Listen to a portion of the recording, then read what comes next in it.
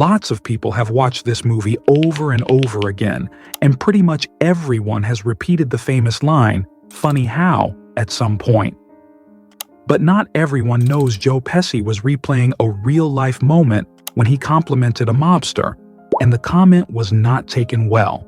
Now, decades after the film's release, the cast and crew have shared more of the details that made this masterpiece tick. Funny, you're a funny guy. What do you mean? You mean the way I talk? What? It's just, it's just funny. It's funny, the way you tell the story and everything. Funny how? I mean, what's funny about it? Tommy, no, you got it all wrong. Oh, Anthony. He's a big boy. He knows what he said. What'd you say? You're right. The first thing you should know is that the famous funny how scene, like we said earlier, wasn't actually scripted the way you might think. It was real and mostly improvised. Long before he became an actor, Joe Pesci worked as a waiter, and one night he casually told a mobster that he was funny. The guy didn't take it as a compliment and made it very clear to Pesci that it wasn't something you joked about. Years later, while working on Goodfellas, Pesci told Martin Scorsese about the moment during rehearsals. Scorsese loved the story so much that he had Pesci and Ray Liotta play it out in front of the cast without warning anyone else what was coming. That's why the nervous chuckles and uncomfortable looks in the scene feel so real. The other actors genuinely didn't know how far Pesci was going to push it. Pesci had first acted out the memory for Scorsese in a restaurant, and then again, later at his place, where Scorsese realized immediately that it needed to be in the film. They ran through the improv a handful of times, and Scorsese eventually shaped it into the script based on what the actors had created together. The result is that unforgettable moment where Tommy flips from joking around to suddenly terrifying everyone at the table. It not only became one of the most quoted lines in gangster movies, but it also nailed the unpredictable, dangerous side of Pesci's character. Another cool detail is how seriously Robert De Niro prepared to play Jimmy the Gent Conway. While filming, he kept in touch with the real Henry Hill, who was in witness protection at the time, and would constantly call him to ask for little specifics. He didn't just want the big picture stuff. He'd press for tiny details, like how Jimmy held a cigarette or even how he smacked a ketchup bottle. According to Nicholas Pileggi, that kind of obsession with accuracy is exactly what made Scorsese's movies feel so real. De Niro later said those conversations were invaluable, and he'd even go through the script with Hill line by line. Ray Liotta had his own approach to getting inside Hill's head. He spent hours listening to FBI tapes of Hill while driving to and from the set, just to pick up on his voice, accent, and rhythm. Those tapes helped shape not only how he delivered his lines, but also the narration that runs through the film. He doesn't care who knows it. He said, Did Tommy ever tell you about my painting? No. Look at this. It's beautiful. I like this one. The dog, one dog goes one way and the other dog goes the other way. One is going east and the other one is going west, so what? Another interesting and probably one of the most charming behind-the-scenes stories is that Martin Scorsese's mom, Catherine, ended up stealing the show. She played Tommy's mother in that famous late-night dinner scene, which, fun fact, was almost completely improvised. Scorsese just told her the gist, that she was supposed to feed the guys a meal. But he didn't hand her a script. The only line written down was when she asks, "Did Tommy tell you about my painting?" Everything else, from the warmth to the little bits of humor, was just her being herself. That painting she shows off actually has its own story too. It wasn't a random prop. It was painted by Nicholas Pileggi's mother, based on a photo she saw in a National Geographic issue from 1978. The reason the scene feels so natural is that, to Catherine, it wasn't really acting. She wasn't playing opposite Pesci and De Niro as big movie stars. She was simply chatting with her son's friends.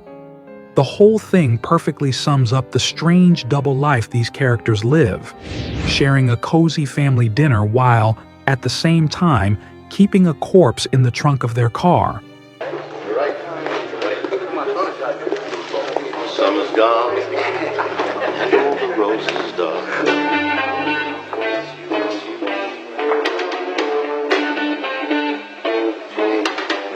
Another interesting thing you need to know is that the casting team didn't just pull from the usual pool of extras to make the world of Goodfellas feel as real as possible. They actually went around to bars and social clubs in Brooklyn and Queens and brought in people from the neighborhood. That kind of authenticity is something you just can't fake with costumes or set design. The funny thing is, real mobsters ended up loving the movie because it felt so true to life. Some even joked it was like watching a home movie since they recognized the people and the atmosphere. Nicholas Pileggi later confirmed that the accuracy is what made it resonate with them. That mix of real people and scripted drama gave the film its gritty, lived-in vibe, making it feel like audiences were peeking straight into the underworld. Next, did you know that Paul Sorvino almost didn't play Paul Cicero because, at first, he just couldn't see himself as that kind of man? His background was in poetry, opera, and sculpting, pretty much the opposite of a cold-blooded mob boss. He kept saying he couldn't find that core of hardness the role demanded, and the whole thing felt completely against his nature. Just a few days before filming started, he even called his manager in a panic, begging to be let out of the project because he was convinced he'd ruin both the movie and his own career. Thankfully, his agent told him to take a day to think. Not long after, while adjusting his tie in the mirror, Sorvino suddenly caught a glimpse of himself with an expression he'd never noticed before. This chilling, soulless stare that instantly gave him the confidence he needed. That moment convinced him he could do it, and the rest is history.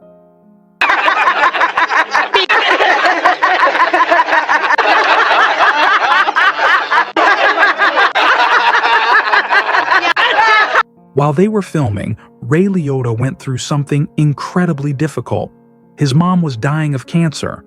He was devastated, but instead of stepping away right away, he poured all of that emotion into his performance. Scorsese later talked about walking into Liotta's trailer and finding him completely distraught. He told him to go be with his mother, but Liotta insisted on finishing the scene they were working on first. It happened to be the one where the crew celebrates their first big score, and if you watch it closely, you can almost feel this bittersweet mix in the room. Everyone on set knew what he was going through, so while they were cheering in the scene, they were also quietly mourning with him. Liotta carried that raw anger and grief into other moments too, like the scene where he brutally pistol whips the guy who harasses Karen. The emotional strain even started to affect him physically. His back gave out during one shoot because of all the stress he was under. His mom passed away partway through production, and people on set, like second assistant director Deborah Lupard, remembered how remarkably composed he was. He'd take a moment to collect himself, and then he'd get back to work. One of the most famous moments in Goodfellas is that long Steadicam shot where Henry walks Karen through the back of the Copacabana, and funny enough, it only happened because the crew wasn't allowed to use the club's front entrance. Instead, Scorsese decided to turn the detour into something special by having the camera follow them through the service hallways in one continuous take.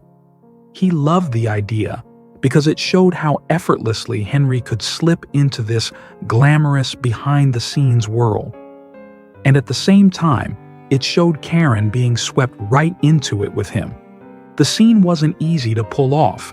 Steadicam operator Larry McConkey said it took about 8 tries to get it right, and one of them was ruined when Henny Youngman, the comedian performing in the club, messed up his own famous line, "Take my wife, please."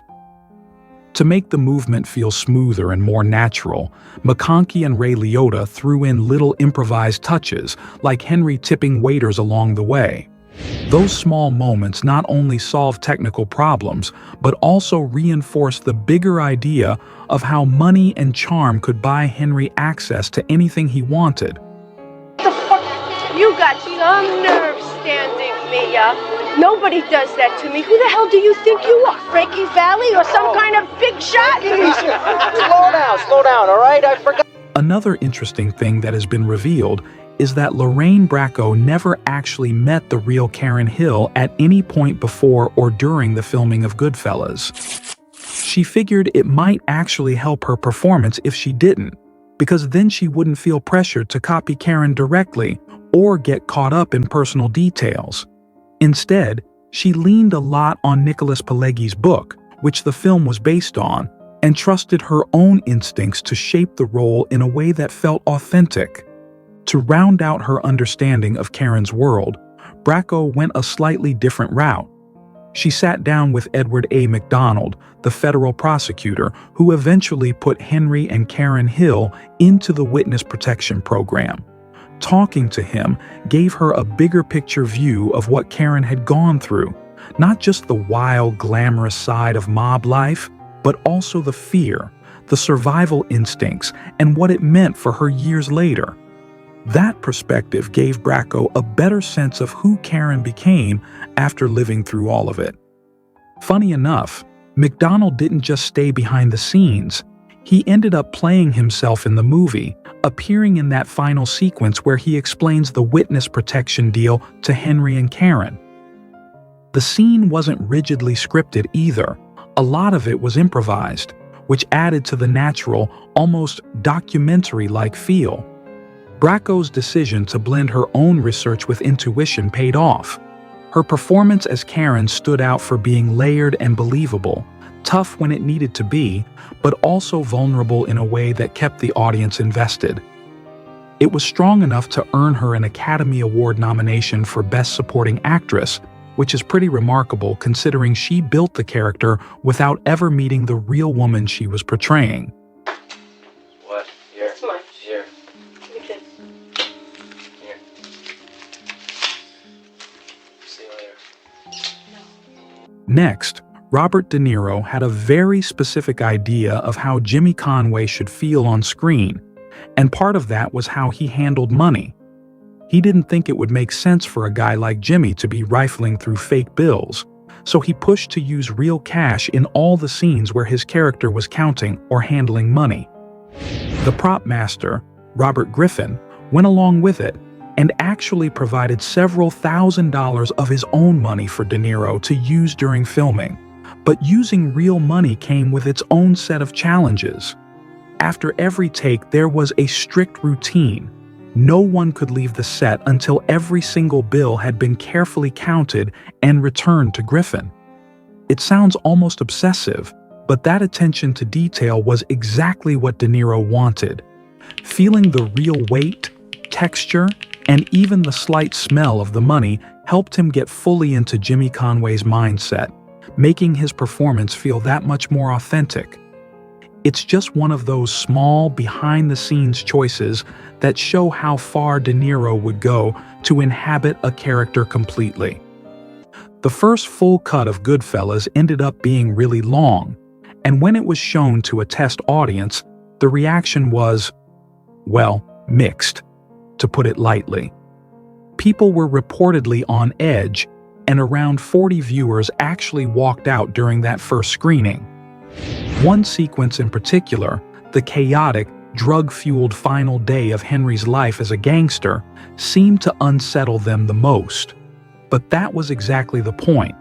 Martin Scorsese and his longtime editor, Thelma Schoonmaker, weren't trying to make the audience comfortable.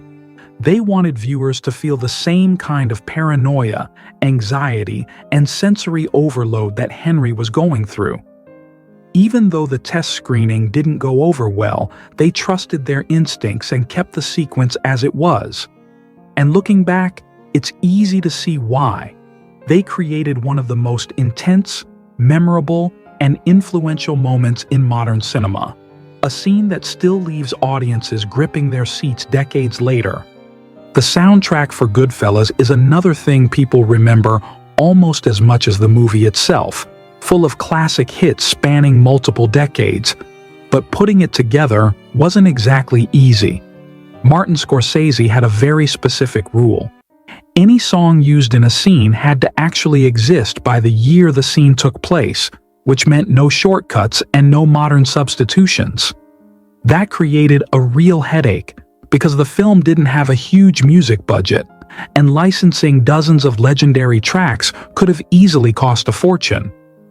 Robbie Robertson, the film's music producer and a rock icon from his time with the band, ended up being the linchpin. He leaned on his own industry connections, making personal calls, negotiating directly with artists, and often presenting the project as something more than just a licensing gig. It was a chance to be part of an important piece of cinematic history. Thanks to his persistence, the movie ended up with a soundtrack that not only fit perfectly with each scene, but has since become iconic in its own right. This next fact really shows how committed Ray Liotta was to getting Henry Hill just right. While the script gave him the words for the narration, the actual voice, the rhythm, the phrasing, and the personality behind it came from the real man. As part of his preparation, Liotta would spend hours driving to and from the set, listening to FBI audio tapes of Henry Hill himself. He wasn't just trying to mimic an accent, he was soaking in the cadence, the pauses, the quirks, and the subtle inflections that made Hill sound like, well, Henry Hill. That level of immersion let him not only nail the on-screen dialogue, but also give the film's voiceover narration a very specific, confessional quality that makes it feel personal and lived in. When you hear Henry telling his story, it doesn't come across like a polished script. It feels like a real guy leaning in and sharing everything he's seen and done, and that authenticity is what makes it so compelling.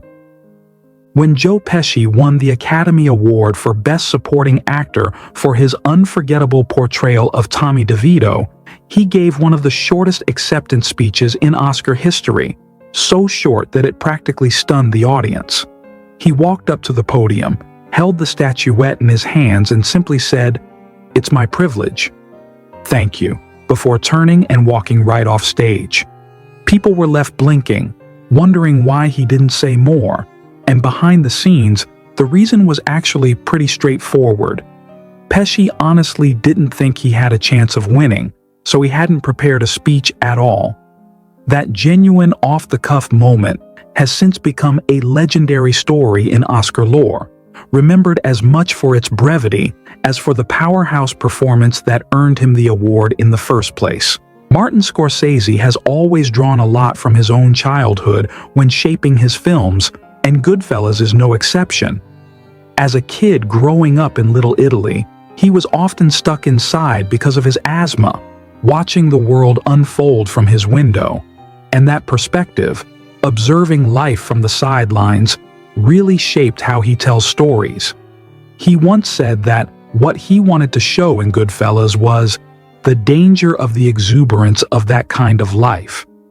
When you're young, you think you're going to live forever. That idea of living fast, being caught up in excitement and risk, only to eventually end up trapped in a dull, predictable routine, is something he knew intimately. For Scorsese, the film isn't just about the mob. It's a reflection of that world he observed, admired from afar, and ultimately escaped through filmmaking.